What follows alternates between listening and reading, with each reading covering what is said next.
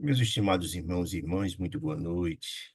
Que a paz do Mestre Jesus, nosso mestre, nosso guia, nosso orientador, o grande governador do nosso planeta, esse espírito mais sublime que aqui veio trazer orientações, consolações, dirigir nossos caminhos. Eu diria que é o grande reitor da Universidade da Terra, dessa grande escola chamada Terra. Que ele nos abençoe, nos proteja, nos ilumine, nos fortaleça em nossa jornada. Estamos estudando a maravilhosa obra A Vida no Mundo Espiritual, que fora psicografada por nosso Chico, a maior antena paranormal que o mundo recebeu, segundo Divaldo, através do benfeitor André Luiz. E é importante que a gente entenda essa obra que fora, segundo Chico informou a Claudinho Lemos, numa pergunta, se seria efetivamente só André Luiz, o autor dessa obra, se esses conceitos sublimes trazidos, esses conhecimentos maravilhosos, eram só da lavra do conhecimento desse espírito de escola André Luiz. E Chico disse que não, essa obra maravilhosa ela fora escrita, esses conhecimentos, todos esses conteúdos celestiais, foram pensados e planejados no mundo espiritual por 12 grandes sábios do mundo espiritual, que condensaram esses conhecimentos de sorte a despertar a alma humana, todos que adentram esse conhecimento, visa despertar, a trazer essa obra numa linguagem acessível às pessoas. E o objetivo de ler, porque quando a gente lê essas obras todas, não tem como a gente não se situar nela, ou a gente já passou por as situações abordadas por essa obra, que elas tratam do dia a dia, as repercussões dessas ações nossas, ou a gente já passou por elas, ou algum familiar ou algum amigo está passando por essas situações, e saber as consequências desses atos no presente e no futuro é muito importante. Então, Chico disse que são esses 12 sábios que discutiram muito esses conteúdos celestiais para encaminhar cada um de nós com o propósito de despertar a alma humana, de sorte que, ao ler, a gente se situa, extrai esses conteúdos e aplique e vivencie no dia a dia, de sorte que a gente venha ter uma aplicabilidade e ter uma reencarnação muito mais proveitosa. Porque lembremos que Jesus, quando aqui veio, dizia que a gente colhe o que planta. E, afinal de contas, o que é que estamos fazendo de nossas reencarnações? Será que ela está sendo produtiva? Será que nós estamos vivenciando os ensinamentos que Jesus veio trazer? Ele é o grande mensageiro de Deus, trazer esse material didático sublime para tocar nossa alma, educar nossos espíritos. E, afinal de contas, estamos fazendo bem esse papel? Então, essa obra é profundamente reflexiva nesse aspecto. Lembremos que a reencarnação nada mais é do que o meio que Deus nos consegue para atingir os fins. Poxa, se Deus é Pai misericordioso e bom e deseja nossa felicidade, é preciso a gente entender que as reencarnações são as possibilidades dos recomeços. A gente volta à Terra para aprender as lições que não aprendemos ainda, porque educar a alma é algo muito complicado, muito difícil. Se a educação convencional, que é muito mais singela, há uma dificuldade de chegar a um pós-doutorado, por exemplo, e ao chegar lá, a gente sabe alguma coisa daquela matéria de medicina, ou de ciência, por aí vai, imagina do espírito, que pressupõe você identificar dentro de você próprio os seus defeitos e vencê-los. O nosso adversário não estão fora, estão dentro de nossos corações. Por isso a obra é muito importante para a gente conseguir entender, compreender o que está ao nosso redor, por que estamos aqui, com quem estamos aqui, por que passamos dificuldades, para onde vamos, de onde viemos, as nossas ações, quais as repercussões dela no presente, no futuro, ou estamos vivendo hoje é reflexo do passado. Isso é muito importante, porque não diz muito bem André Luiz, olha, não tem como colher no futuro se não plantar hoje. Hoje nós estamos exatamente vivenciando o que plantamos no passado, é a colheita, dentro da lei de ação e reação, dentro da lei do progresso, que é uma lei universal. E se eu desejo a felicidade, que é algo inato a cada ser humano, a gente precisa entender isso. Ora, porque eu desejo ser feliz, então eu preciso ter um roteiro, compreender e reajustar meus procedimentos. E a nossa vinda aqui matriculada na Escola da Vida tem esse propósito fantástico. Primeiro, aprender as lições que não aprendemos ainda, de certo, conseguir avançar no meu processo de compreensão, de interagir com o mundo, de ser mais feliz, interagir com os filhos de Deus, dentro da grande proposta da família universal. Mas também Deus nos dá a possibilidade de nos repacificar com aqueles que nos entendemos no passado. Os relatos das criaturas que desencarnam, que voltam ao mundo espiritual profundamente amargurado com os males que fez, eles sofrem profundamente e rogam a Deus a possibilidade de retornar para cá, onde cometeram os erros, para essa repacificação, para essa compreensão. Porque enquanto a gente não conseguir se reajustar uns com os outros, vemos brigando. O que são as obsessões se não são isso? A gente deseja o mal um ao outro e ficamos ligados uns aos outros. A gente precisa cortar essas amarras através do perdão. Por isso o evangelho é tão magnífico quando Pedro pergunta a Jesus quantas vezes deveria perdoar, ele diz, até 90, até 70 vezes, 7 vezes. Ou seja, quanto mais perdoar, melhor para você, meu filho, porque você corta os seus elos, evita de estar preso a alguém, né? E segue o seu rumo na busca dessa excelsitude. E se aquele outro não perdoar, problema dele, vai continuar lutando, mas você se libertou. Então, é muito importante a gente compreender isso. E algumas pessoas imaginam que quando a gente volta à Terra e tem uma encarnação difícil, complexa, alguns dizem, isso é castigo de Deus, não. Porque Deus é Pai misericordioso e bom. Essa visão é equivocada. Quando a gente está atormentado no mundo espiritual, com o coração cheio de culpas e etc., a gente pede a Deus, e Ele, como é Pai misericordioso e bom, deseja nossa felicidade, nos dá a oportunidade de voltar aqui e reparar, e aprender, e seguir nossa jornada na busca da felicidade. Então, é um olhar completamente diferente. Deus não é, Deus a sua misericórdia e seu amor é imenso. Ele não prejudica nem deseja o mal a absolutamente ninguém, né? Ele deseja a felicidade. Então, essa obra ela é muito importante por isso. Então, hoje nós estamos estudando a obra número 8 dessa coleção maravilhosa de 13 obras, chamado Nos Domínios da Mediunidade, e ela enfoca duas questões básicas, né? Porque uma coisa que é importante a gente entender que a mediunidade, que é uma faculdade que todos nós temos, segundo Kardec, somos médios. Não estou falando da mediunidade ostensiva, aqueles que incorporam, aqueles que psicografam, aqueles que tem a vidência, a audição, que materializam. Não estou falando disso. Só alguns têm essa faculdade. Mas, segundo Kardec, todos nós somos médicos, porque todos nós recebemos influência e influenciamos uns aos outros. Portanto, nós somos médicos, temos capacidade de absorver essas influenciações e influenciar, né? E aí toda a doutrina espírita, toda a obra espírita, você vê as informações atinentes à mediunidade, que é a matéria mais importante da mediunidade, a razão de existir da doutrina espírita, não é? Mas nesta obra em especial, ela enfoca a vivência da mediunidade, entendendo a mediunidade com essa faculdade que Deus nos dá, para fazermos o bem, né? O principal, especialmente a mediunidade, toda ela, mas a mediunidade prova, então, você tem princípio, que nós discutimos no passado isso, em alguns capítulos. A gente tem que botar essa mediunidade a serviço daqueles que prejudicamos no passado, porque na hora que a gente beneficia a outrem, a gente se beneficia.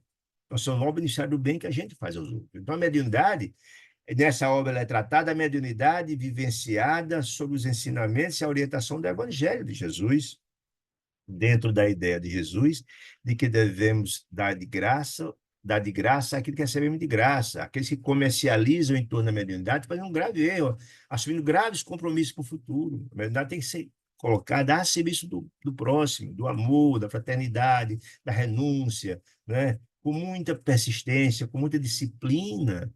É assim que se vive a mediunidade, a serviço do bem, e por outro lado, a gente tem a presença dos benfeitores que vêm até nós por sintonia, pelo nosso processo, pelo nosso compromisso com a vivência do amor. Mas, por outro lado, também essa obra nos mostra que a mediunidade ela é ampla, como diz André Luiz, como diz Emmanuel, como diz Kardec, todos somos médiuns, todos, né? E ela mostra em vários casos a vivência da mediunidade baseada no Evangelho de Jesus, mas também aqueles que sofrem interferência, intercessão, ou as obsessões graves ou vampirização das entidades infelizes. Se eles recebem essas injunções das entidades infelizes, é porque são médios, é que eles recebem essa influenciação. Então, essa obra nos traz esse panorama. O domínio da mediunidade é muito amplo, é um espectro muito amplo, né? E a gente precisa entender através dessa obra, ela é muito, como todas as obras da vida no mundo espiritual, de André Luiz, elas são muito educativas, muito elucidativas, não respeitam conceitos, tem uma didática muito apropriada, né? Por exemplo, no capítulo 19, vamos estudar hoje, mostra uma outra feição interessante. A questão da dominação telepática, a possibilidade das pessoas é, causarem obsessões em outros pelo pensamento, né?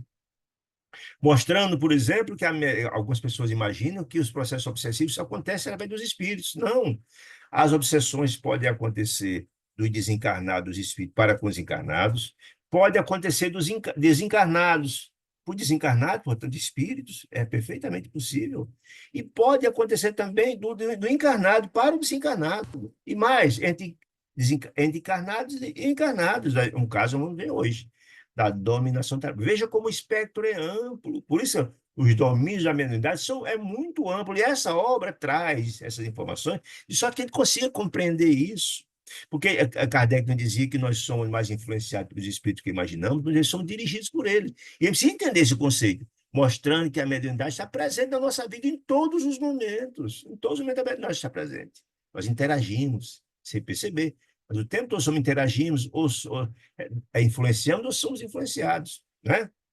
Então, começamos assim o capítulo 19, denominado Dominação Telepática. Lembrando que essa obra toda ela está envolta dentro do trabalho da instituição espírita. André Luiz, com aulas que seu orientador e Hilário vão lá estudar esses casos todos, o passe, a incorporação, a psicografia, enfim, todas as modalidades, né, as obsessões, tudo isso é trabalhado, e toda a funcionalidade da instituição espírita, a interação entre os dois planos, o trabalho que é feito pelos espíritos desencarnados, junto aos encarnados, os médios e os doutrinadores, a segurança, o trabalho que é feito para que os médios desempenhem sua função, tudo é desempenhado pelo lado de lá, um trabalho de planejamento fantástico da equipe espiritual. Muito bem, então, começando o 19, capítulo 19, diz assim, dominação telepática. André Luiz começa a narrar assim.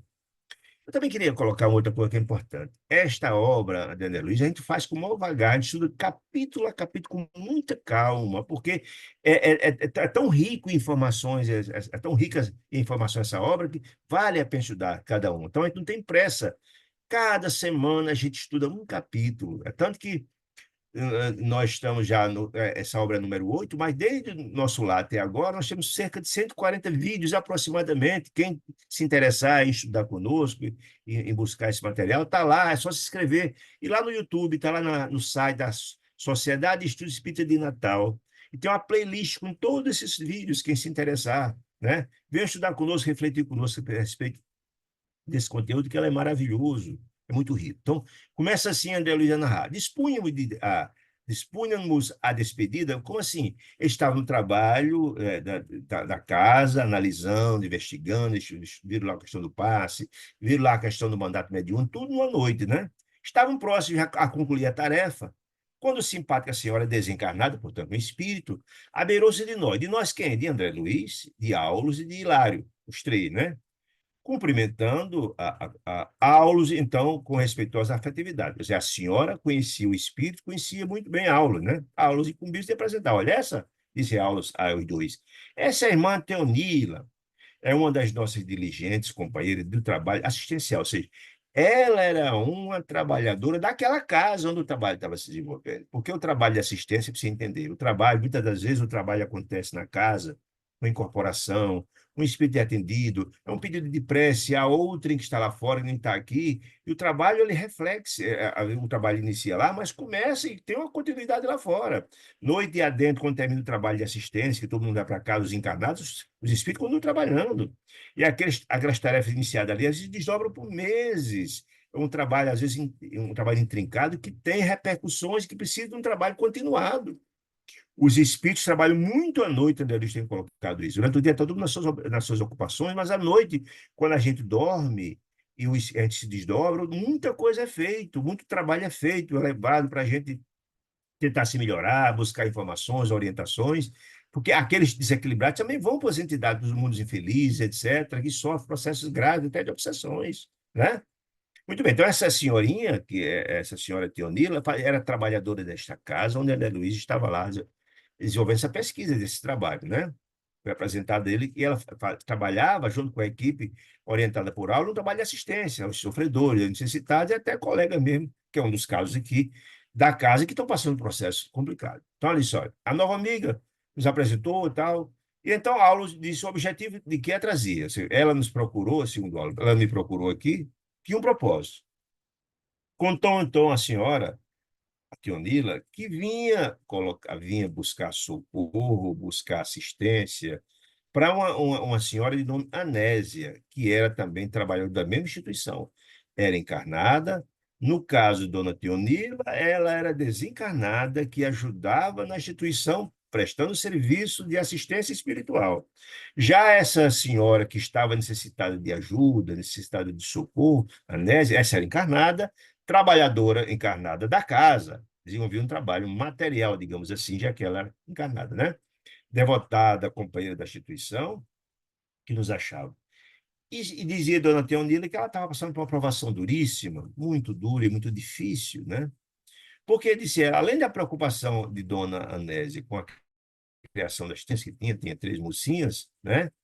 Ainda estava com um problema difícil, porque a mãezinha de Dona Nésia estava muito mal, era uma senhorinha já bastante idosa, estava prestes a desencarnar. Então, ela estava passando provações difíceis, porque tinha que cuidar das três filhas, tinha a mãezinha prestes a desencarnar, ainda tinha um trabalho na casa espírita, né? Mesmo assim, ainda sofria tremenda luta íntima, se ela estava passando problemas muito graves dela, intimamente, porque o marido dela, chamado Juvino, o esposo, vivia agora sob a estranha fascinação de uma outra mulher. Ou seja, havia uma crise grave no seio daquela família, porque o companheiro, o pai das três crianças, o marido de Dona Anésia, estava passando por um processo de fascinação, que pressupõe um processo obsessivo grave, de uma outra criatura, de uma outra pessoa, que estava intervindo na vida do casal, trazendo sérias consequências, desequilíbrio e desarmonia no seio da família. Essa narrativa toda era Teonila, o espírito que veio falando, veio interceder a favor de Anésio, contando essa história para Aulos e pedindo a ajuda dele para juntos assistir Dona Anésio, está passando por muitas dificuldades, né? Disse ela.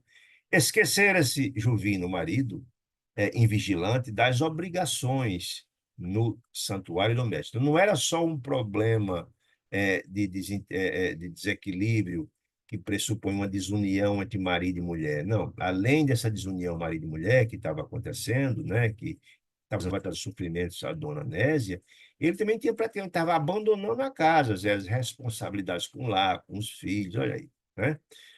Das obrigações do santuário doméstico, é uma coisa muito ampla, né? Que ela estava deixando de ter o cuidado de pai, de provedor da família, porque lembra que essa obra foi construída e trabalhada no começo desse século, e naquela época as famílias, o provedor era o marido, raramente as mulheres trabalhavam, faziam trabalho de casa, então havia uma dependência muito maior das famílias em relação ao dono da casa, né? Que era o caso do Jovino, né?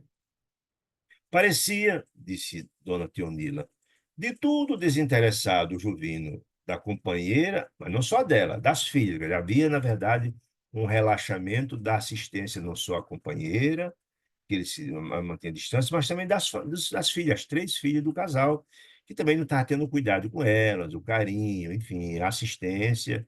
Nós sabemos a importância do cuidado e do acompanhamento dos pais, notadamente com os filhos na época da adolescência, que precisa do atendimento todo. Há uma necessidade afetiva não só do alimento, não só da assistência material, mas também da assistência afetiva na formação psicológica dos filhos. A presença dos pais são muitíssimo importantes, né? Aí continua Dona Teonila narrando a história para Aulos, que também Hilária Andeli estava ouvindo, né? Disse ela. Como que voltara às loucuras estreonícias da primeira juventude? Ele parecia um adolescente, em outras palavras, né? Qual se nunca houvesse abraçado a missão de pai. Ele está agindo, disse Dona Teonila, como se fosse um adolescente, como se tivesse filhos, como se tivesse a responsabilidade de cuidar desses filhos, cuidar da família, das responsabilidades de educação, de provimento, por aí vai, né? Segundo ela, quando ele, Juvino, de noite, deixa-se dominar pelos pensamentos da nova mulher que o enlaçara na armadilha de mentirosos encantos, ou seja, está dizendo ela que ele está vivenciando um processo de obsessão complexo, complexos, que a gente só vai entender isso nos capítulos vindouros, para a gente entender a origem desse problema. Normalmente, essas questões passionais, etc., desses desequilíbrios, dessas questões, normalmente tem reflexo do passado, né? Normalmente tem, né? E esse não vai ser diferente, vamos ver nos capítulos vindouros, certo? Em casa, continua Teonilo dizendo, nas atividades da profissão, ou ele estando em casa, ou estando no trabalho, ou na via pública, era ela, essa outra mulher, sempre ela a senhorear-se da mente desprevenida. Ou seja, ela estava sempre presente na mente de Jovino o tempo todo. Ele se desligava da família, se desligava dos filhos, só pensava nessa senhora, né? Transformando, continuou Teonilo narrando, transformando ele, o mísero, num obsidiado autêntico, ou seja, ele vive um quadro de obsessão, porque, na verdade, ele não consegue desligar. Os processos de obsessão são exatamente isso, aquele que não nos ama, ou aquele que tem alguma raiva, algum problema contra nós, ele põe a tomada onde há receptividade das culpas, etc., do passado, põe lá, e o tempo todo está influenciando a gente, de noite, 24 horas, até inclusive quando está dormindo. Os processos obsessivos, a entidade não dá descanso sequer quando a gente está dormindo, porque o espírito se liberta, ele se desdobra e a entidade obsessora vai atrás dele, né? Né? Ou dela, né? Transforma o miserável autêntico sob a constante atuação da criatura que lhe anestesiava o senso de responsabilidade para consigo mesmo. Ou seja, ele, na verdade, esqueceu tudo, as suas responsabilidades. Só tinha olhos para aquela criatura, né? E a gente vai entender o porquê um pouco mais na frente. Não poderia, perguntou Dona Teonila, Aulus, você, o espírito mais elevado, Aulus, interferir? Você não podia nos ajudar a tentar resolver o problema de amnésia? A pergunta dela era nesse sentido. Lembrando que eles estavam na casa espírita, está terminando o trabalho quando chegou Dona Teonila trazendo esse problema, que haveria a necessidade de assistência fora da instituição espírita, fora da casa espírita, porque a Nésia estava na casa dela, não estava lá na casa espírita. Se tivesse, o trabalho tinha sido feito, realizado, da assistência na casa espírita. Ela não estava nesse casa espírita. Então, é um trabalho que se desdobraria em outro local fora da casa espírita. Muito bem. Não seria justo, passou Dutra, não seria justo, disse Dona Teonila, afastar essa senhora, essa pessoa que estava obsidiando ao Juvino? Semelhante influência, disse ele, seria bom afastar? Como se extirpa uma chaga com um socorro operatório? Você está com um problema com tumor, você lá faz uma cirurgia e tira. Não, as questões de obsessões não são tão simples assim. Se você tem um problema, você pode estar com tumor, você faz cirurgia e tira, está resolvido o problema, com tratamento. Tá, até a cicatrizar está resolvido o problema. Os processos obsessivos não são singelos assim. Normalmente, os processos obsessivos eles acontecem por um problema do passado e ele requer um trabalho continuado e persistente por, às vezes, um bom tempo. Às vezes, a gente comete um fato grave e assume um compromisso grave que, às vezes, demora séculos, às vezes, para se equacionar um problema dessa natureza, dependendo das criaturas que estão envolvidas nesses ódios recíprocos e, às vezes, esse processo vai depender de um bom tempo para ser equacionado, né? Entanto, Aulus ouviu com calma Dona Teonila falar e disse, olha, eu conheço demais a Nésia, trabalhadora aqui da casa, uma pessoa admirável, etc, etc. Só há meses, disse Aulus, não disponho de oportunidade para visitá-la na casinha dela, né? Como venho desejando. Ou seja, portanto, Aulus pela explicação dele, já imaginava que algo não estava bem, porque se ele disse que desejava visitá-la, mas não tinha tido tempo, visitar, certo, ele pressupõe que tinha, de alguma sorte, sentido alguma dificuldade dela e, como gostava dela, mas não tinha tido tempo de ir até lá, disse ele, né? De certo. Não me negarei, disse Al, de jeito nenhum. Vamos sim, meu objetivo, meu desejo, sem dúvida nenhuma, é assistir a todos, especialmente ela, que é uma figura meritória, trabalhadora da instituição, uma pessoa de um coração bom, uma figura admirável, como disse ele, né? Não me negarei ao concurso, fraterno, disse ele. Entretanto, não será conveniente estabelecer medidas drásticas sem uma auscultação do caso em si. Ou seja, não adianta a gente aqui sem entender o espectro desse problema, sem entender a origem desse problema, achar que vai resolver com sua cirurgia. Não, não é assim que funciona, não. A gente tem que primeiro identificar, fazer uma auscultação, ou seja, estudar o fato, tentar encontrar as razões pela qual aquele problema está acontecendo, para assim ter uma objetividade, estabelecer uma estratégia para ajudá-la. Porque isso não é milagre, um estalar de dedo está resolvido. Não, problemas de ordem espirituais são complexos, são difíceis, têm implicações, às vezes, graves, até em terceiros e em quartas pessoas, né? Então, ele, com a prudência de um espírito mais elevado, de pronto, mesmo Dona Teonila está angustiada e tal, mas não se resolve assim, Teonila. Vamos ter paciência. Vamos primeiro até ela, auscultá-la, entender a situação da família, ouvir o Juvino, os filhos, entender a complexidade, para depois encontrar a melhor forma de ajudar a essa família. Foi mais ou menos isso que ele disse, né? Sabemos, disse ele, que a obsessão entre desencarnados ou encarnados, aí está dizendo que a obsessão não só acontece entre encarnados, desencarnados, mas acontece entre encarnados também, sob qualquer prisma em que se mostre, a obsessão é sempre complicada, é uma enfermidade mental, né? Uma enfermidade mental. Alguém está enfermo, alguém que está obsidiando está enfermo, e certamente aquele que também está sendo vítima da obsessão também tem parte nesse processo, porque de alguma sorte está dando margem a que essa tomada se acople, quer seja um complexo de culpa, ou algo assim, né? Eles, olha, né? Então, é uma enfermidade mental, né?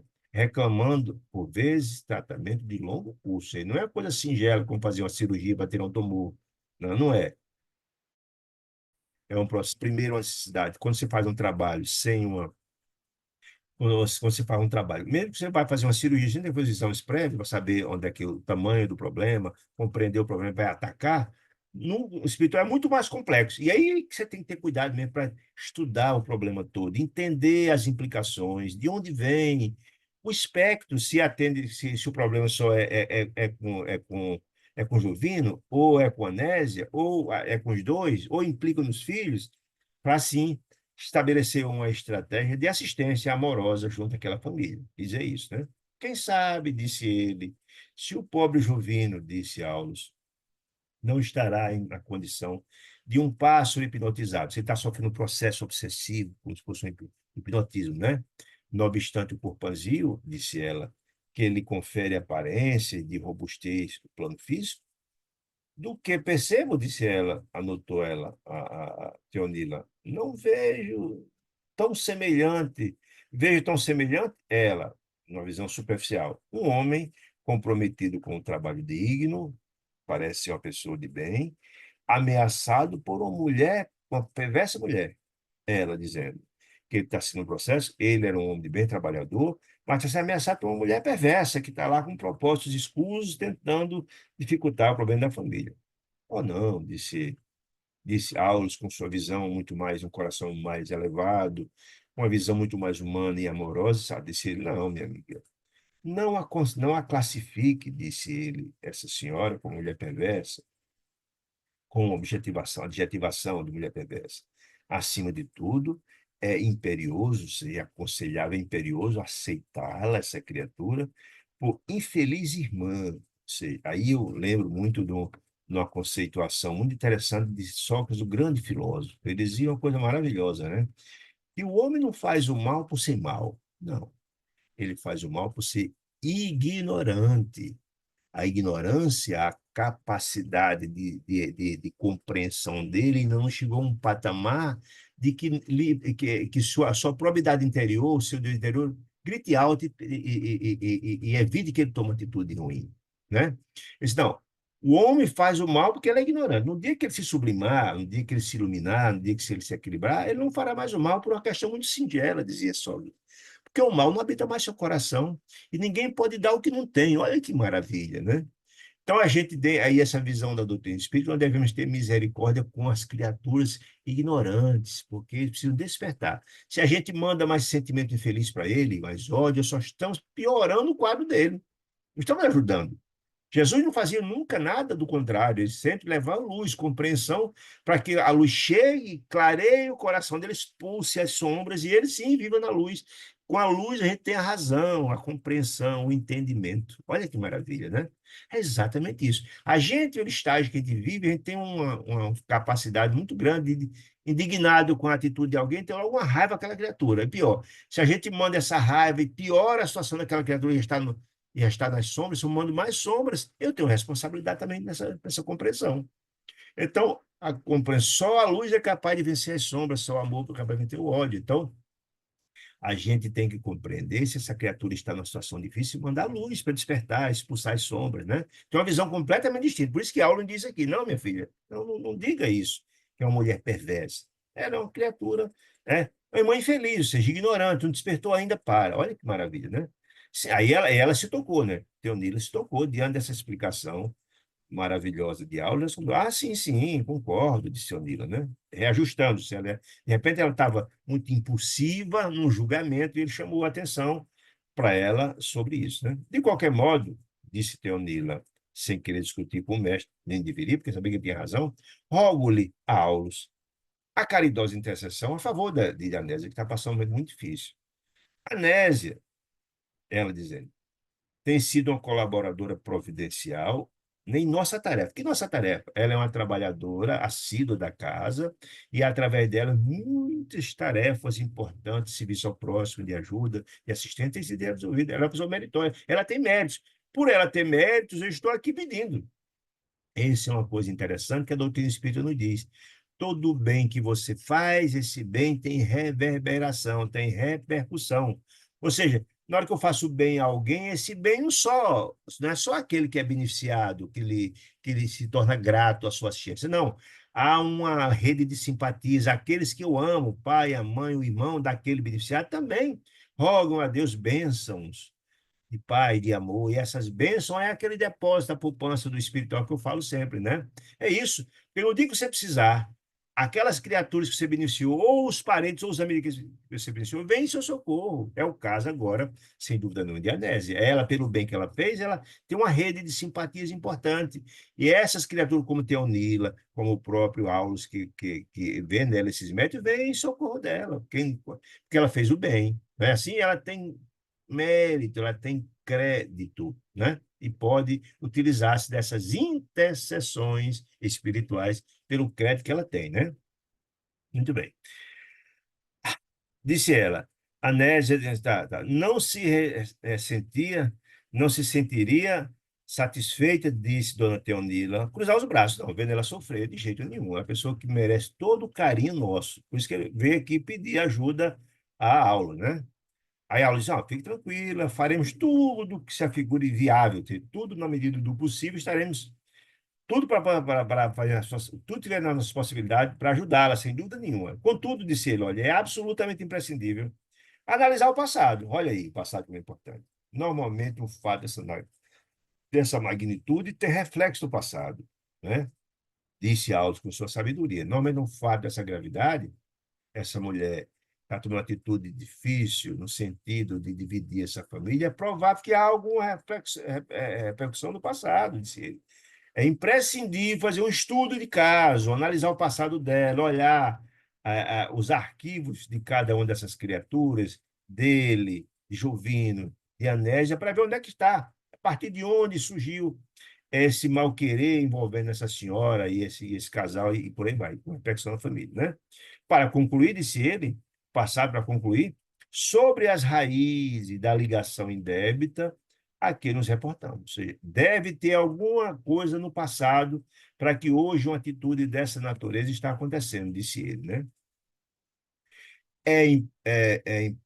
E imprimindo grave tonalidade de voz, disse Aulus, estará descendo, Juvino, será a impressões do passado, do pretérito?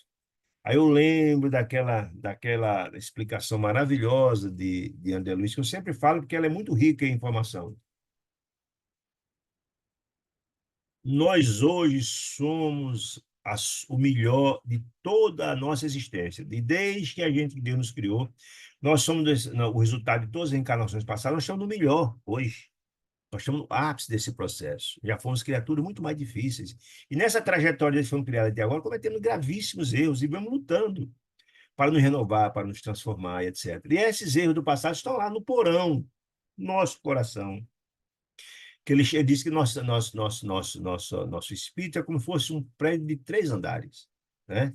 Nós temos o inconsciente, que é o porão, onde estão reservados nossos erros do passado, e é aquele porão que tá as tralhas, aquelas coisas que precisa limpar aquele porão. Tem uns monte de coisa lá do passado, né? Então, no inconsciente. O consciente é hoje, a atual reencarnação, onde a gente busca renovar nossas atitudes, aqueles erros do passado, nos melhorar. E para se melhorar, a gente busca a assistência da espiritualidade amiga, que é buscar no terceiro andar, que é o superconsciente, e assistência dos benfeitores espirituais para reformar o porão lá de baixo, o inconsciente, né? Veja como é interessante. Então, esse pretérito é onde está lá os nossos erros do passado. Por isso, os processos obsessivos, normalmente, eles têm a raiz no passado. O mal que cometemos no passado, ele, o nosso complexo de culpa, as entidades que não nos amam, vão buscar lá no porão esse nosso complexo de culpa e vão nos lembrando para poder criar na gente o complexo de culpa, aí o processo obsessivo fica mais fácil. Olha que coisa interessante. Por isso que, olha, é importante o passado, né? Não será. Aí ele continuou especulando, né, Jovino, Aulus. Será uma impressão do passado e tal? Não será, perguntou ele, indagando ele, uma aprovação que o nosso amigo terá traçado a própria consciência, com a finalidade redentora, a qual não sabe agora dele resistir? Olha que informação importante. Lembremos, está lá no livro, nos Mensageiros, que quando nós vamos reencarnar, é feito um mapa reencarnatório daquelas situações em que a gente se compromete a se renovar, nossos erros do passado, encontrar com aqueles que nós nos entendemos no passado, cumprir missões junto àqueles que amamos, etc, etc. E será que não tem, ele, na verdade, no seu mapa reencarnatório, ele não assumiu um compromisso no mundo espiritual quando veio de reencontrar essa criatura e se repactuar com ela, do erro do passado? Será que ele não tomou esse compromisso e agora não está conseguindo resistir, vencer essa dificuldade? Aí eu lembro, todos nós lembramos, da maravilhosa obra chamada Entre a Terra e o Céu. Eu acho que é a obra número 4 dessa coleção fantástica, em que narra o episódio envolvendo Amaro, Odila, Zumira e os filhos, que têm problemas graves de assistência, de obsessão, etc. E quando, na verdade, veio a assistência do ministro Clarencio, que foram lá verificar, era um problema que remontava desde a Guerra do Paraguai, uma infinidade de problemas, desde aquela que estava pendentes, né? E toda a obra fantástica da Terra e do Céu foi exatamente esse trabalho dos benfeitores espirituais, visando essas criaturas se entenderem, se repactuarem com esses graves erros do passado. Então, é muito provável que esse problema de Jovino com Anésia tenha repercussão, como tem lá o caso de Amaro, Odile e Zumira, né? Eu lembrei, vale muito, quem não leu essa obra, vale muito a pena ler, que fala da prece refratada, fala do trabalho todo dessa família, que para a gente entender, até entender algumas dificuldades que a gente tem de relacionamento hoje com algumas pessoas. É provável com repercussão no passado, ou reflexo de alguma atitude do passado, né? Teonila, que era a senhora que veio trazer esse problema para Aulus, né? Esboçou um gesto de umidade silenciosa, enquanto Aulus rematava, afagando os homens. Meu amigo, tenha paciência, tenha calma, temos otimismo e confiança, nós vamos fazer tudo o possível para ajudar a nossa irmã Nésia. Fique tranquilo, certo? Aí disse ela, ó, é amanhã, à noitinha. Por que à noitinha, gente? Porque à noite é sempre mais fácil de se trabalhar, porque as famílias estão reunidas, às vezes no sono há desdobramento, é mais fácil localizá-los em casa. Mas, olha, amanhã à noitinha. Conte conosco, disse ele a Teonila, conte conosco no lar de Anésia. Vamos fazer uma visita para a gente entender, compreender, ler as telas mentais deles e entender essa situação, disse ele. Sondaremos, ou seja, vamos analisar, estudar o ambiente, compreender, né, de perto o problema, né? Quanto nos caiba fazer e armar uma estratégia. Ao entender o cenário todo, o problema, a sua problemática toda, armar uma estratégia para ajudar o casal e as filhinhas que estão passando esse momento de dificuldade, né? Então, Teonila ficou reconhecida, agradecida, se despediu e foi. Muito bem. E a soja, então, quando André Luiz ficou com Aulos e Hilário, eles começaram a conversar um pouco, né? Quando voltaram à casa espírita, Aulos disse a eles, ó, disse, olha, é uma oportunidade boa de vocês analisarem esse caso. Lembrando que vocês estão preparando um livro sobre os domínios da mediunidade? Muito bem, então esse é um caso certamente tem repercussão na mediunidade, com certeza, com certeza. Então é bom vocês observarem, vão conosco. E será muito importante vocês pegarem apontamentos para a obra que vocês vão fazendo, disse ele, né? O assunto, disse ele. Certamente se prende o problema de influenciação, tá vendo? Mediunidade, influenciação. E teríamos ensejo de examinar fenômenos mediúnicos, com certeza. Está havendo obsessão, é objeto do livro. Importantes. Na figura vulgar da experiência, disse ele, de muitos. Ou seja, esse caso que a Nésia está passando na Juvine, certamente é um fato corriqueiro na vida de muitos. Então, colocar essas informações no livro, explicar orientações, vai ajudar muita gente, quando lê o livro, entender o que está acontecendo contigo ou com outras pessoas ao seu redor. Será de muita utilidade essa experiência, disse Aura, né? Foi feito no dia seguinte, reunimos todos no dia seguinte para a excursão programada, ou seja, para visitar a família de Anésia, né, e Juvino, para compreender a situação, né? Muito bem. E assim aconteceu. Foram até lá e tal. Teonila aguardaram no local onde eles encontraram e foram até a casa, efetivamente, da família, né? Um domicílio. Segundo era um domicílio confortável, não tinha luxo, mas era uma casa bem posta e tal.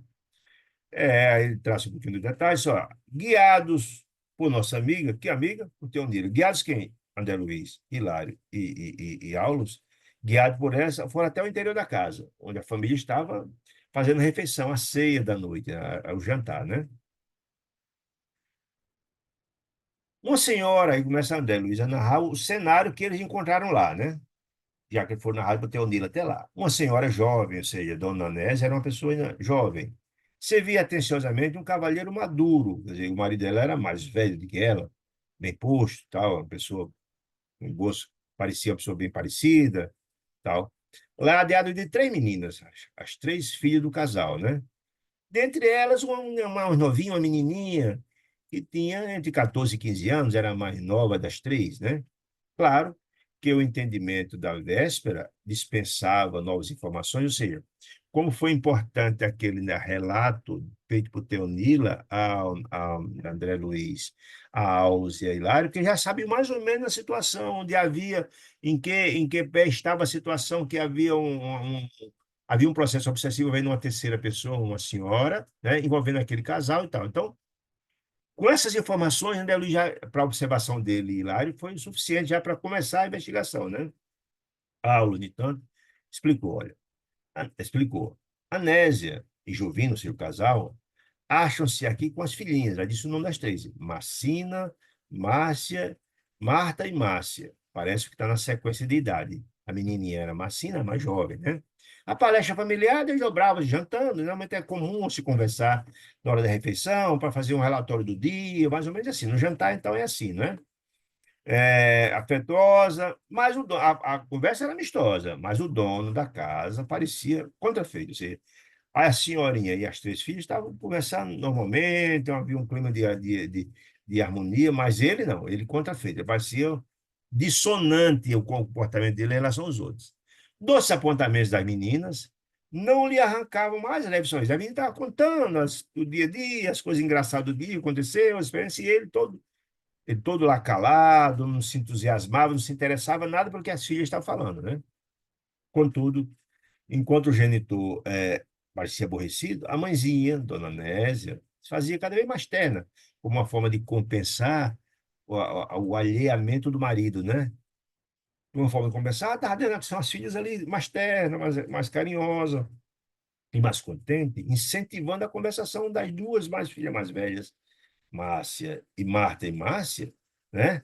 E Márcia, mais velhas, que comentava episódios humorísticos do bazar de quem queria que trabalhavam juntas. Essas meninas já trabalhavam, eram duas adolescentes, mas que já trabalhavam para ajudar no sustento da casa. E elas contavam um episódio, que trabalhavam num local de venda, aconteceu um fato engraçado lá no dia a dia, com funcionários, com vendedor, com cliente, e ela contando uma coisa engraçada, mas o marido estava nem aí. Mas a mãe se interessava, conversando com elas, tentando que o clima ficasse mais ameno, etc, etc, né?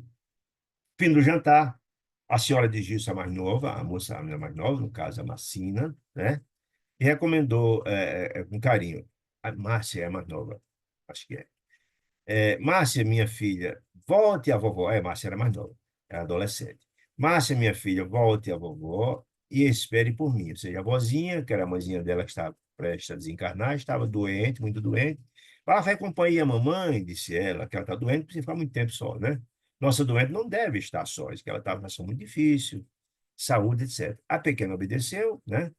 E transcorrido alguns momentos, Márcia, Marciana e Marcina, e Marcina e Marta, que eram mais velhas, demandaram a sala, mas quando era a conversa delas, estava tendo, né? Dona Nésia reajustou a copa e cozinha, você deve ter tirado a louça, o resto da comida, foi lavar, arrumar, etc. Naquela época, o marido não se envolvia nessas tarefas caseiras, muito pelo contrário, né? Antigamente, de jeito nenhum. Hoje, felizmente, hoje há uma colaboração maior, mas naquela época não, né? Operando em silêncio, ela ficou silenciosa, mas o marido foi lá para o plano da sala, começou a ler os jornais, não conversou nada na hora do jantar e também mostrou alheio o que estava acontecendo. E a esposa cuidando lá da cozinha e tal, reparando ela, dona Nésia, todavia, que o esposo se levantara para sair de casa depois do jantar, endereçou-lhe um olhar inquieto e indagou delicadamente: Escuta, podemos, com acaso, esperar hoje por você? E ele, meio nervoso, hoje, redarguiu o interlocutor sem fixá-la. Ele desconfiado. Se ela está dizendo que você pode contar e esperar hoje por você, que certamente ele tem passado algumas noites sem aparecer em casa, pela pergunta dela. Podemos, por acaso, esperar hoje por você, como se alguma noite ele não aparecesse sem dar satisfação. E ele disse, mas hoje veio e tal, sem olhar para a esposa, só respondendo, né? Sim, disse ela, um pouco mais. Assim ele disse, sim, um pouco mais tarde. Sim, veio, mas um pouco mais tarde. Faremos nossos preces em conjunto? Perguntou a dona Négia a ele. Preces? Para que isso, homem? Ele, todo contrafeito. Sinceramente, Jovino, ela dizendo, creio no poder da oração e suponho que nunca precisamos tanto como agora de usá-la em favor da nossa tranquilidade doméstica. Estamos precisando de orações, as coisas não estão bem aqui em casa, então, a sintonia que está acontecendo, a desequilíbrio, a gente precisa disso. Aí ele disse, não, eu não concordo com a sua opinião, ele, todo por fora, né?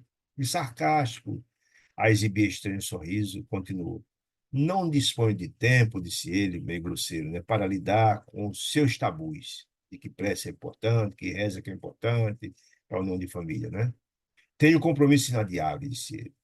Estudarei junto de amigos, excelente negócio. Vou embora, etc, etc. Vou cuidar disso, mas só volto bem mais tarde. Nesse instante, contudo, surpreendente imagem, olha a informação importante, esse processo obsessivo.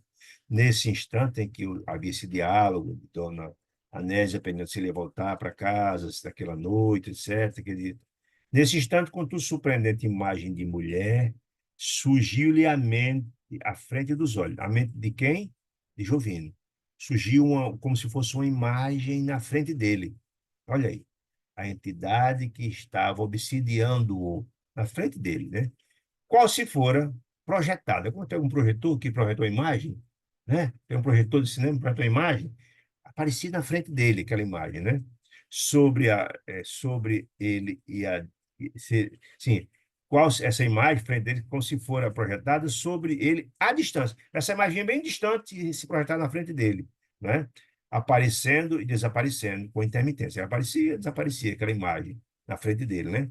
Tá na mente dele, na frente dele. Chovendo, fez-se mais distraído, mais enfadado. Quer dizer, quando aquela imagem apareceu, a coisa se complicou, ele ficou mais enfadado ainda. Fitava agora a esposa, com indiferença irônica, depois falou da história da prece, que não era importante, né?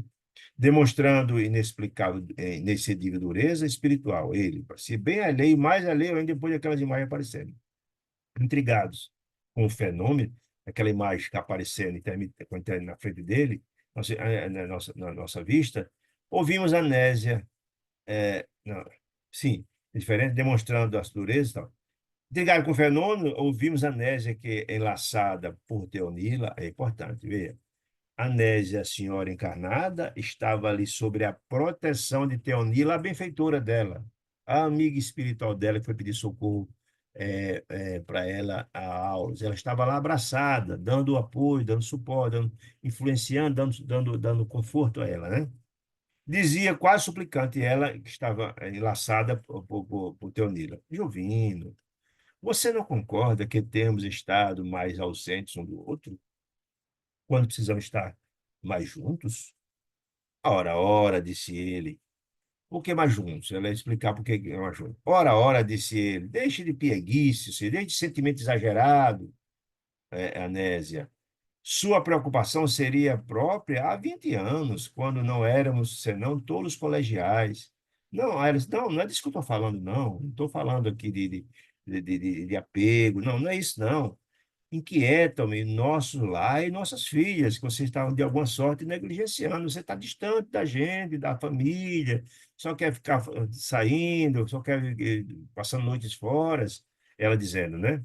De minha parte, não vejo como torturar ele, ouvindo, né? Não. Creio que a casa está bem provida, vocês têm alimento em casa, e não estou dormindo sobre nossos interesses familiares, disse ele. Meus negócios estão em movimento, disse ele, né? Preciso de dinheiro, disse ele, e por essa razão não posso perder tempo com beatices e petitório de oração, de prece, de reza, endereçadas a um Deus, disse ele, que sem dúvida deve estar muito satisfeito em morar no céu, se lembrasse deste mundo, ele, fazendo um pouco caso com a proposta dela e mesmo desrespeitoso com a imagem do Criador, né? Anésia dispôs a revidar aquela atitude desrespeitosa dele, né? No entanto, a atitude do marido era tão flagrantemente escarnecedora, desrespeitosa, né? Que de certo julgou mais oportuno silenciar. Não vale a pena, porque só vai acirrar o problema, vai criar um problema muito maior, né? O chefe da família, depois de apurar o nó na gravata, bateu a porta e foi embora, não contou, nem se despediu, nem nada. Bateu a porta, né? Sobre os próprios passos e retirou-se. Aí é uma coisa interessante. Primeiro, voltando, né? Na hora que começou o diálogo lá que ele ia sair, a imagem da mulher começou a aparecer lá, com intermitência, né? Muito bem. Ele saiu. A companheira humilhada, Anésia, caiu em pranto silencioso sobre a velha poltrona e começou a pensar, em pensamento só, né? Articulando frases sem palavras. Ela pensando que esse pensamento ele reverbera, ele é percebido pelos espíritos. Estavam lá, no caso, André Luiz, etc. E Alves e lá, negócio, pensava ela, negócio, negócio, que mentira, quanta mentira, ela pensando. Uma nova mulher, isso sim, mulher sem coração, que não nos vê os problemas. São dívidas que a gente tem, é trabalho, canseira, nossa casa está hipotecada, nossa velhinha, que é a mãezinha dela, a morrer nos últimos dias, nossas filhas sendo arremessadas à luta pela própria subsistência tão cedo, e ele acha que está tudo bem, com esse monte de problema, com dívida, com confusão. Enquanto as reflexões dela, ela pensando na atitude do marido, imaginando as razões, enquanto as reflexões dela se faziam audíveis para nós, ou seja, André Luiz, Hilário e Aulo estavam ouvindo o que ela estava pensando, chegava à compreensão dele, ouvia com tudo isso, né? Irradiando-se sobre a sala estreita, vimos de novo a mesma figura de mulher que surgiu à frente de Juvino naquela hora da discussão que ele foi embora, aparecendo e reaparecendo intermitentemente ao redor da esposa triste, como que a fustigar-lhe o coração com invisíveis estiletes de angústia. Ela mandando um monte de energia negativa, um monte de sentimento feliz que atingia ela. Ela estava pensando e ela falando isso e ela mandando as energias, desarmonia, os fluidos negativos que atingia, porque a Nésia não via, acusava, agora, e refletia e mostrar. Que mostra esse? Os fluidos negativos que ela mandava, os estiletes escuros de energia, de angústia, atingia ela. Era um processo obsessivo. Ela mandando essas energias que atingia ela, porque ela estava pensando e falando dessa história, atingia ela. Ela estava sendo recebida imediatamente aquelas energias que aquela mulher, aquele espírito de mulher estava encaminhando até ela, né? Ela está sendo atingida por isso, né? E por isso o mal-estar, a pessoa passa mal, né?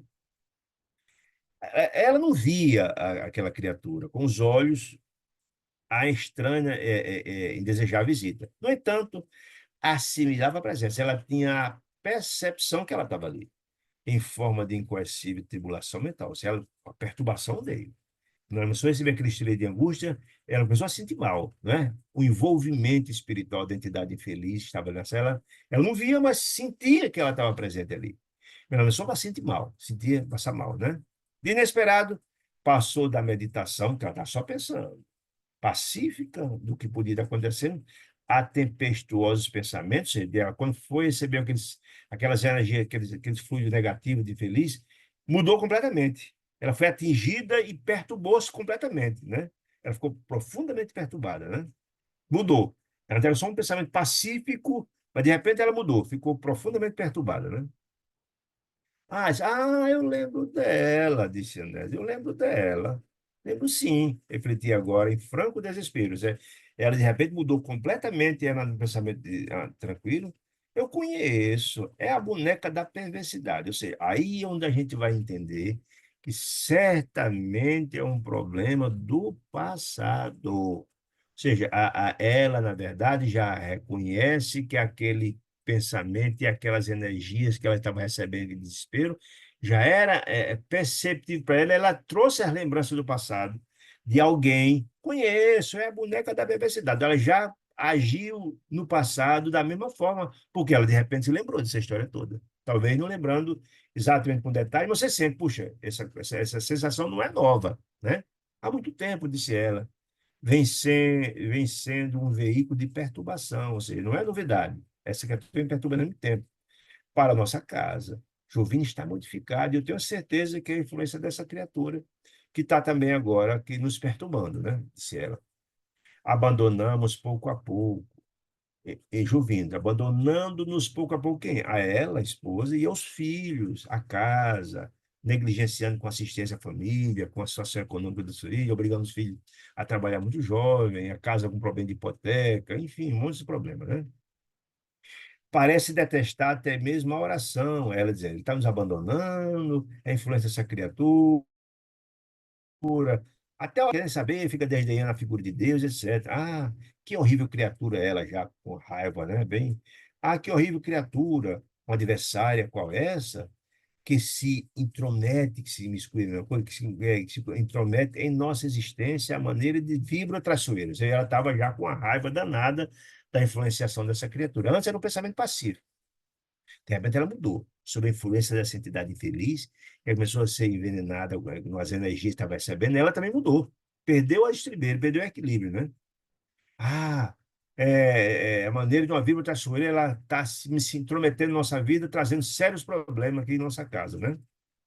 Se eu pudesse, disse ela, se eu pudesse, havia de esmagá-la com os meus pés. Veja só, a pessoa espírita, que tem uma religiosa, que tem uma compreensão, etc., mas ela perdeu a estribeira.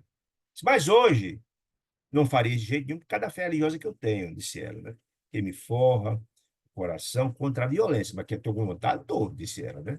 À medida, porém, que a Nésia monologava, ela pensando intimamente em termos de revide, tinha vontade de pisar, etc, etc. A imagem projetada de longe, e a imagem dela vinha quando aparecia, desaparecia, de longe, beirava, chegava próximo dela com maior intensidade. O que significa isso, gente? Significa que quando você tem sintonia com a entidade do bem ou do mal, a sintonia aproxima. Ela plantou a ideia e foi acolhida, e ela modificou-se a sua vibração de ódio, de ressentimento, criou animosidade, e aí atraiu. Atraiu. Ela que estava a imagem só aparecendo, aparecendo, de repente a imagem dela estava lá. Ó, projetada de longe, abeirava-se dela com maior intensidade. Ela atraiu pelo sentimento. Olha aí o vigiar e orar que Jesus falava tanto como é importante. Na hora que a gente sente, que Jesus nos ensinava, quando se está em desespero, com dificuldade, que é a vigilância, né? Sentiu que o problema chegou? Entre em oração. Porque na hora que você entra em oração, você, você eleva a sua faixa vibratória. Se você eleva a sua faixa vibratória, aquela que está na vibração infeliz de baixo, você perde a conexão. Você eleva, você perde a conexão. O que, na verdade, as obsessões acontecem o quê? Estão na mesma faixa vibratória. Se você eleva, por Jesus dizia, vigiai e orai, na hora que você sentir o problema, você eleva a sua faixa vibratória, perde a conexão. O outro fica lá embaixo e sobe. O processo cessa ali, né? É exatamente isso, ó. Haverá uma intensidade, como dela com maior intensidade, como que a corporificar-se no ambiente para infundir-lhe mais amplo mal-estar. A sintonia fora feita perfeitamente, ela chegou, está ali para perturbar cada vez mais. A mulher, que empolgava o espírito de Jovino, aquela entidade infeliz estava ali, surgia agora visivelmente materializada aos nossos olhos. Aos olhos de quem? De André Luiz, de Aulos e de Hilário. Ela não via, mas ela estava ali, em espírito, desdobrada. Como era noite, ela devia estar desdobrada, muito provavelmente ali, desdobrada, naquele ambiente. Dormindo, o espírito foi até lá para perturbá-la mesmo. E as duas, disse André Luiz, assumindo a posição de francas inimigas, estavam se engalfiando, mandando energia uma para a outra, né? Passaram a contenda mental, um brigando com o outro mentalmente. Ela sentiu, mordeu a isca, aí pronto, ficaram de lá brigando mentalmente, um mandando ódio um para o outro, um retroalimentando-se de energia negativa, né? Lembranças amargas, ela também lembrando alguma coisa do passado, certamente, lembranças amargas, palavras duras que a Nésia mandava para ela, ela mandava de volta, recíprocas acusações das duas, certamente problema do passado, né? A esposa atormentada passou a sentir desagradável sensação orgânica, ou seja, os reflexos dessas energias deletérias, desses estiletes de energia deletéria, dessas energias, desses fluidos envenenados, começou a afetar o organismo dela, ela começou a sentir mal, organicamente, porque lembra a história da mente-sã, corpo-são? Se sua mente está bem, você está bem fisicamente. Se sua mente está mal, reverbera no corpo. As doenças do corpo nada mais são do que a reverberação ou o reflexo da doença da alma. Na hora que ela se desequilibrou, essas energias adentraram o corpo dela, ela começou a piorar, ficar uma situação muito difícil, né? Dessa orgânica, né? O sangue afluía-lhe com abundância à cabeça de Dona Nésia, impondo-lhe aflitiva tensão cerebral. De repente, ela entrou em tilt. A cabeça começou a ficar, a questão da cabeça quente, desarmonizada, equilibrada, o desequilíbrio. Quanto mais lhe dilatava os pensamentos de revolta contra aquela criatura, mas ela mandava de volta, ela recebia. Na história da ação e reação, você manda e recebe. E a amargura, a de revolta e amargura, mais se lhe avultava o desequilíbrio físico, mais ela se sentia mal fisicamente, né? Então, Teonila entrou na jogada, que era a benfeitora, amiga espiritual dela que estava ali, né? Teonila afagou-a, carinhosa, e informou ao nosso orientador. Aulas, por gentileza, toma providência que a situação está ficando descontrolada, desequilibrada.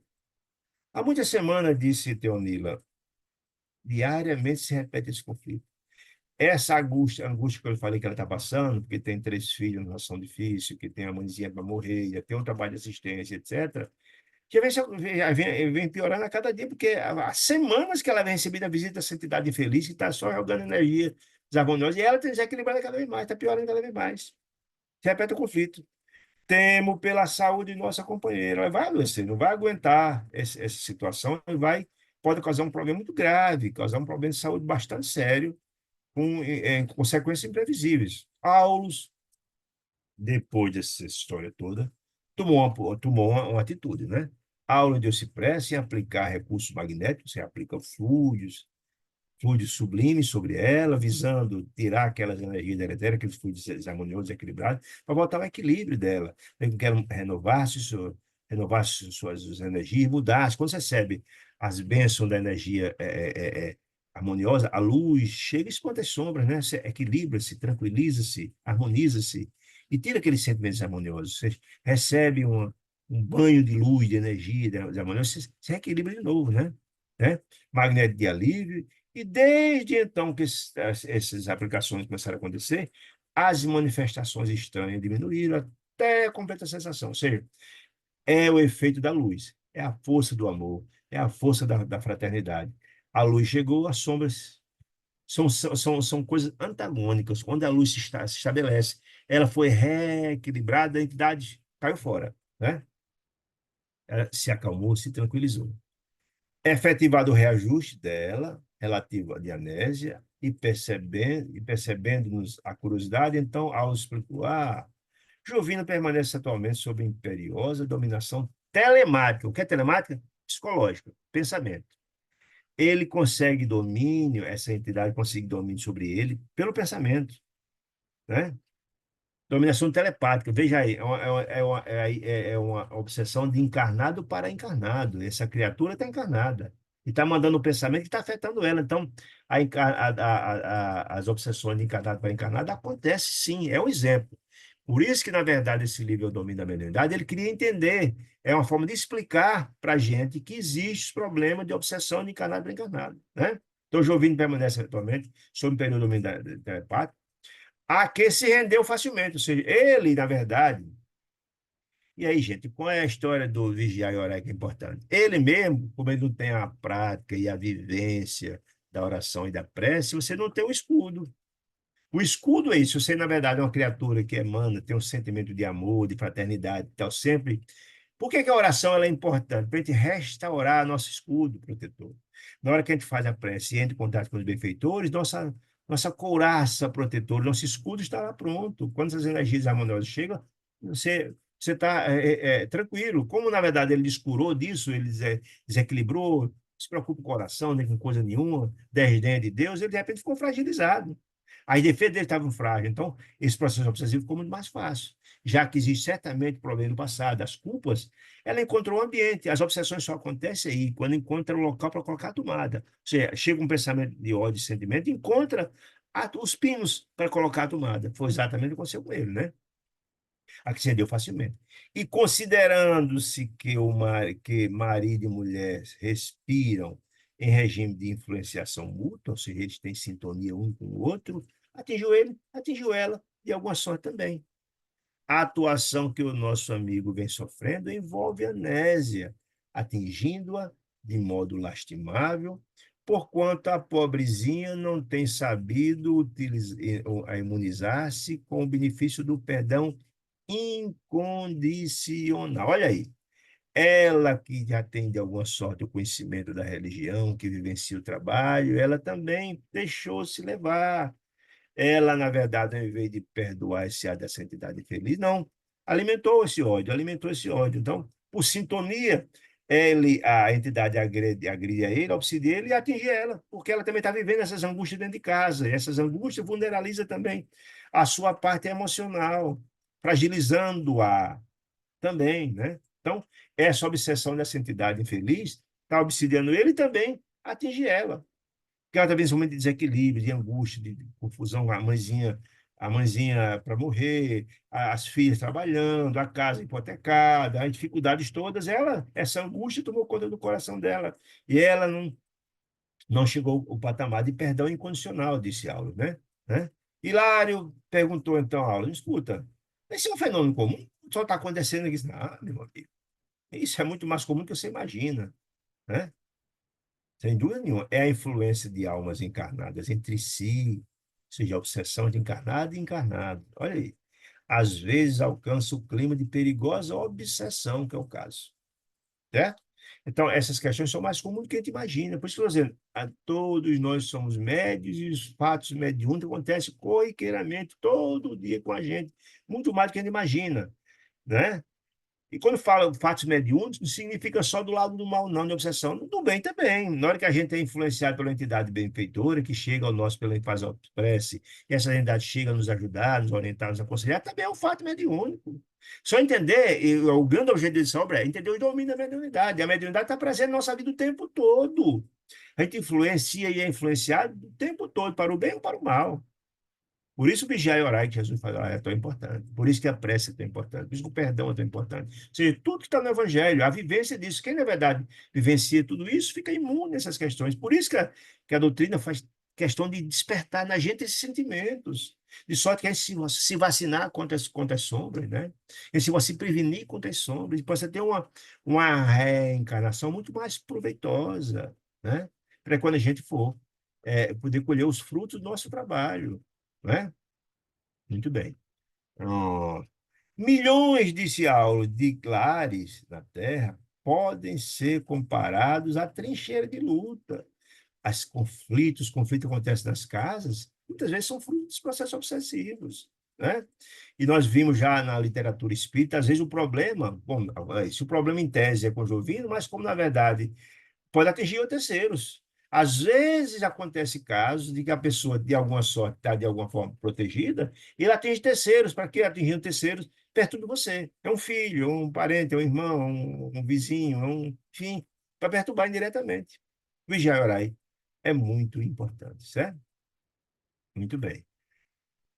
A trincheira de luta em que pensamentos guerreiam, pensamentos assumindo as mais diversas formas de angústia e repulsão. Então, por exemplo, boa parte das angústias nas casas, nos lares, nos trabalhos, vem desse processo obsessivo, que nós somos influenciados mais do que imaginamos com o dia Kardec, que muitas vezes dirige nossas vidas, né? E poderíamos enquadrar perguntou Hilário Curioso, podemos enquadrar esse fato como no domínio da mediunidade? É mediunidade, afinal de contas? Perguntou. Perfeitamente, disse Aulas. Cabe-nos acrescentar ainda que o fenômeno pertence à sintonia. Nós só somos atingidos por aqueles que temos sintonia. Por isso a oração é tão importante. Por isso as boas ações são importantes. Que todas as ações, os pensamentos e as ações boas, ela atrai as pessoas, as entidades boas, encarnadas ou desencarnadas. E todo o mal que a gente faz, os sentimentos, os pensamentos, os projetos ruins, atrai as entidades desse mesmo jeito, desse mesmo nível, né? Olha aí, coisa importante, né? Isso é perfeitamente, né? Muitos processos de alienação, de loucura, olha que informação interessante, de loucura e alienação mental, guardam nele as origens da sintonia. E tem lá atrás, acho que é nos Obreiros da Vida Eterna, acho que é, onde ele fala que os hospícios estão cheios de criaturas que são loucas, alienados em função de problemas graves de obsessão. Nem sempre são doenças mentais propriamente num quadro ou outro que não seja obsessão. A grande esmagadora maioria estão lá que são obsidiados, que tornam loucura por entidades profundamente vingativas, infelizes, etc, etc, etc. Por isso, a ideia importante dos hospitais espirituais é fantástica, é trabalhado, água fluidificada, paz, e etc., para evitar as influências espirituais infelizes, que boa parte das patologias são geradas por inimigos do passado ou do presente, cometemos vários erros, e essas criaturas vêm tirar contas com a gente, né? Muitas vezes, se ele, dentro do mesmo lado, da mesma casa, da mesma família, ou da mesma instituição do trabalho, ou religiosa do trabalho, adversários ferrenhos do passado se reencontram. Dentro desse trabalho magnânimo de Deus Pai misericordioso e bom, que busca encontrarmos com aqueles que nos entendemos no passado para repacificação. Isso não é fácil, não, gente, dependendo do que aconteceu e da postura nossa do vigiar e orar, é muito complicado, é muito difícil. Todos nós conhecemos criaturas do nosso convívio, são pessoas difíceis, que nos provocam, que fazem, acontece. E estamos aqui para aprender, né? Perdoar, amar, compreender, enfim. É provação para eles, provação para nós também, sem dúvida nenhuma.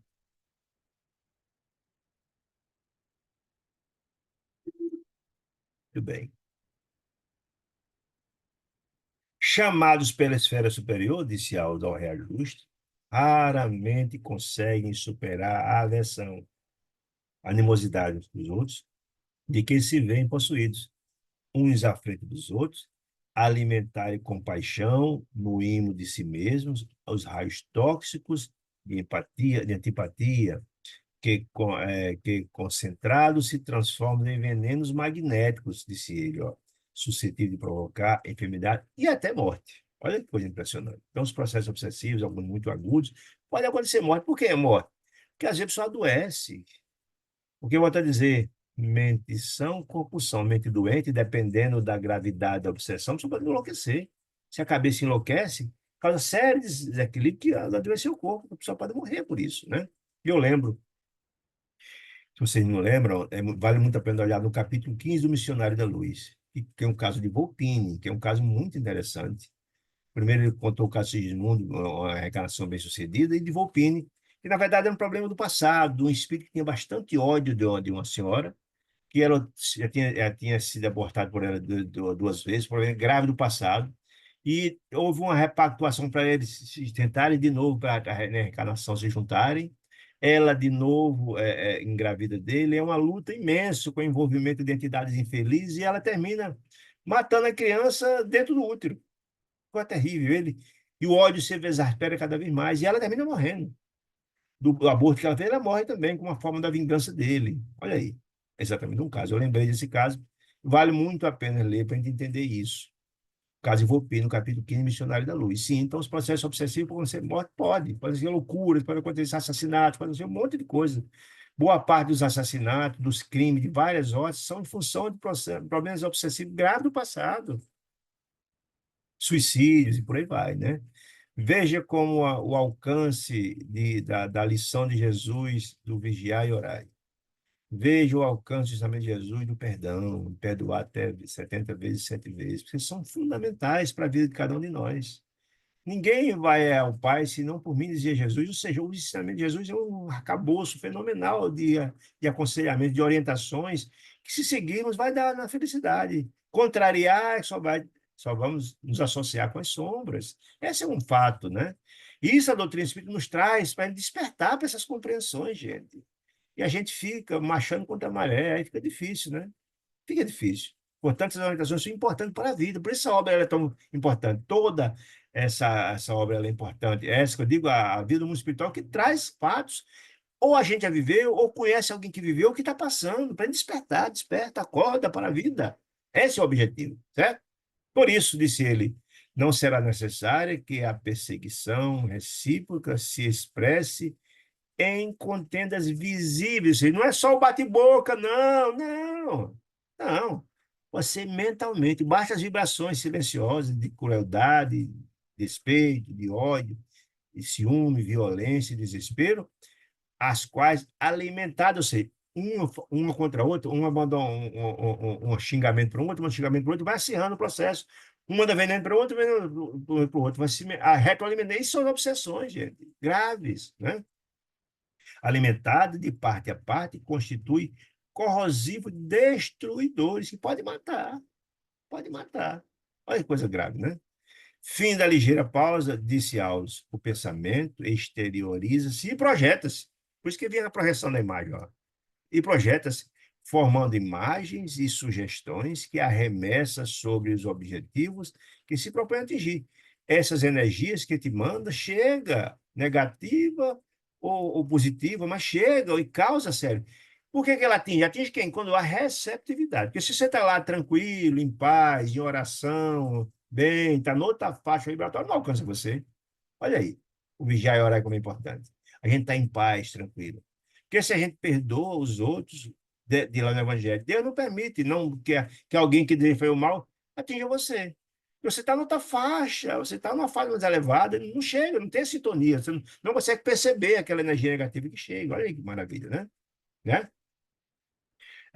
O pensamento exterioriza e projeta, formando imagens sugestivas atingir. Quando benigno, quando o pensamento é no bem e edificante, ajusta-se às leis que nos regem, traz um bem-estar, não é? Alguém está com um problema de saúde, você manda, que Deus abençoe aquela criatura passando por dificuldade, Deus abençoe, tenha um excelente dia, aquela figura que a gente ama, Deus ele te proteja. Então são orações, esse bem-estar chega também e leva um benefício, né? É isso exatamente, né? É um benefício àquela criatura, né? Felicidade. Todavia, quando desequilibrado esse pensamento e deprimente, estabelece aflição e ruína. Quando há receptividade, quando você está lá receptivo, você está numa faixa vibratória também baixa e chega e atinge cheio, você sente. Você está numa boa, de repente, com uma dor de cabeça imenso, um desarranjo intestinal, um problema, pode ser fruto de uma energia deletéria que chega.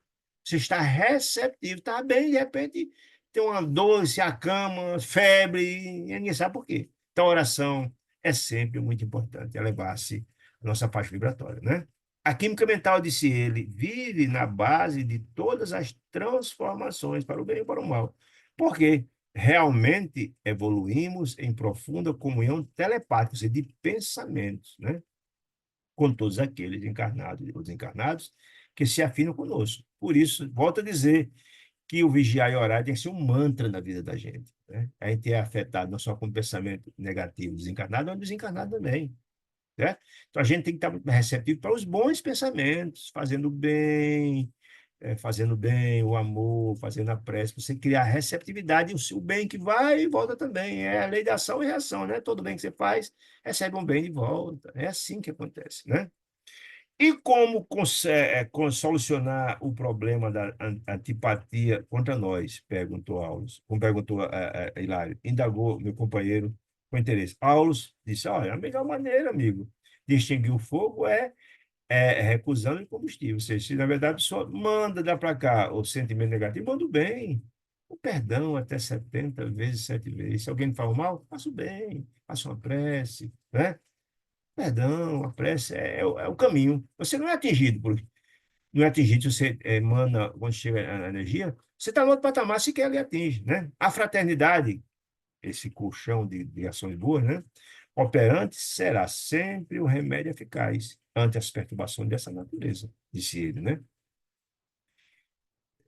E concluindo, ele disse, por isso mesmo, Cristo nos ensinava, nos aconselhava a amar os adversários enquanto é tempo, né? Amar os adversários, perdoa, né? Do adversário, devemos amar os adversários. Não significa que se alguém que fez um mal a você, que você vai dar de braço com ele, mas não deseje vingança, não. Se puder fazer um bem, que faça. O auxílio a quem nos perseguem, faça uma prece por ele. E a oração pelos que nos caluniam. Todos aqui que não falam mal, mandam oração. Que é aquela história, se a criatura já está envolta em sombras, você manda mais sombras, você tem até responsabilidade. E a gente mostra que é diferente dos outros, agindo diferente dos outros. Se alguém nos faz um mal, faça o bem. Porque isso pode me desatar. Além de fazer um bem, ele pode desatar naquela criatura. Poxa, eu fiz um mal àquela criatura, ele me fez um bem. Pode ser até um ponto de inflexão para a mudança daquela criatura, se ajudar a educar aquela pessoa, né? Como atitude indispensável é a garantia da nossa paz e nossa vitória. Se você tem esse hábito do auxílio, da prece, da oração, do perdão, esse é o antídoto. Você jamais vai se prejudicar por atitudes e energia dessa natureza, né? Assim, nesse instante, a Nésia, consultando o relógio, disse, olha, está na hora de fazer uma prece. Nossa mãezinha, 20 horas, vai fazer as preces para nossa doentinha, que está numa situação muito difícil.